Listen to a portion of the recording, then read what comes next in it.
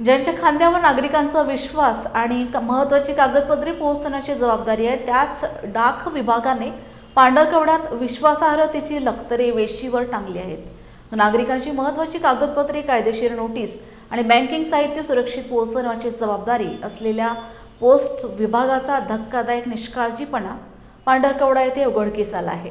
येथील पोस्टमन सतीश धुर्वे यांनी कर्तव्यात कसूर करून शेकडो नागरिकांचे टपाल चक्क आपल्या घरी साठवून ठेवल्याचे समोर आले आहे। डाक विभागाच्या संबंधित पोस्टमनच्या घरातून टपालाने भरलेली तब्बल 3 पोती ताब्यात घेण्यात आली आहेत। मी विशाल मगळर पांढरकवडा येथील रहिवासी आहे व माझी चेतक नावाच्या गाडीचे आरसी न मिळाल्यामुळे मी पांढरकवडा पोस्ट ऑफिस येथे भेट दिली असता पांढरकवडा पोस्ट ऑफिस मधले अधिकारी व कर्मचाऱ्यांनी सांगितले की तुमची आरसी आमच्याकडे आलेली नाही व तुम्ही यवतमाळ आरटीओ ऑफिसला जाऊन भेट द्यावे।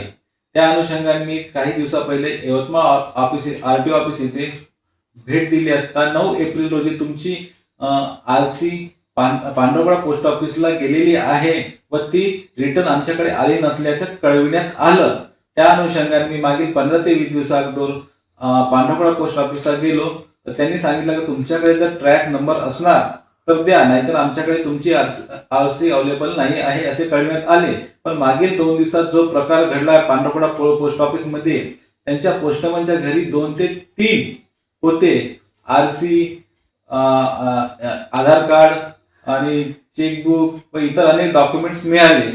त्या अनुषंगाने पांढरकवडा पोस्ट ऑफिस येथे मोठ्या प्रकारे गैरव्यवहार चालू आहे व अनेक प्रकारचे गंभीर स्वरूपाचे इथं तक्रारी बी आलेली आहे। त्या अनुषंगाने पोस्ट ऑफिस पांढरकवडा येथील वरिष्ठ अधिकारी व इतर हेड ऑफिसचे अधिकारी यांनी उच्चस्तरीय चौकशी करून पांढरकवडा येथील जे दोषी अधिकारी आहे, वरिष्ठ अधिकारी, त्यांच्यावर कठोर कारवाई करण्याची यावी अशी मागणी अनेक तक्रारदारांकडून करण्यात येत आहे। इथे मी एक कंप्लेंट दिली होती, त्या संदर्भात चौकशीसाठी आलो आहे। जवळपास 2 महिने झाले, त्याचं निराकरण झालं नाही अजून। त्या संदर्भात आलो। कधी दिली होती कंप्लेंट? 10व्या महिन्यामध्ये। आणि आज इथे 9 वाजतापासून मी इथे 2 वेळा येऊन गेलो आहे। इथंच वेट करतोय पण साहेबाचा अजून पत्ता नाही।